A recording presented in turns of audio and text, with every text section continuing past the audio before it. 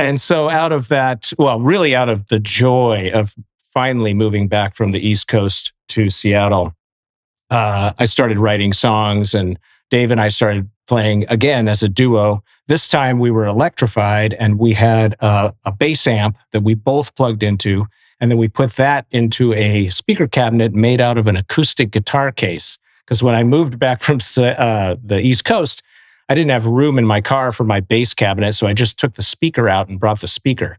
So we were, held together with spit and chewing gum at that time until we played a gig with my friend Dave Thiele sitting in on drums, and Jason was there.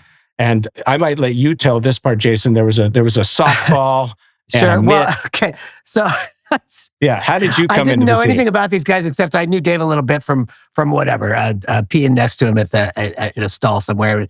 But they were performing, and it was pretty fun. But then there was this moment where Dave had planted someone in the audience, and Dave pulls a baseball mitt off of his amp and says, "Anybody got a ball?" And so the plant throws the softball out of the crowd, and he just bang catches it and puts the mitt back down, which was, to my eye in that moment, the absolute dumbest / greatest thing I'd ever seen at a rock show. So I was instantly obsessed with these guys, and I started a sort of a months-long campaign to just, hey, you got to just drop what you're doing and start a band with me.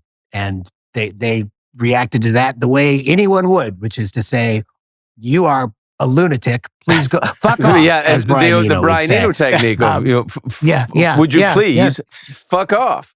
So after a couple rounds of fuck offs and back atches and your moms, we got it together.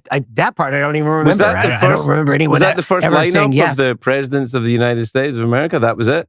I would say, except that of course Chris's friend Dave Thiele was sort of the original drummer. But that was a different band. That was Go. Yeah. Okay. Yeah. Different songs and stuff. And Dave was a sort of hobbyist drummer.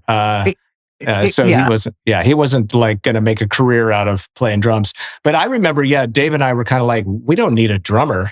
Because part of the fun of doing what we were doing was we were kind of trying to rock out. We're like some nerds that are trying. We're reaching for being a rock band, but not, not achieving it, so that the crowd would come and see us and be filled with empathy. Like, look at those poor dorks trying to rock. Those, their hearts. And it was not an act. These guys. One of my favorite details about them in the earliest days is they would show up, and you know how guitarists always have. You have your gear. Mm-hmm. You have your guitar, and on the other hand, you have your whatever your case is that you have your pedals and stuff. These guys would both show up with little tote sacks.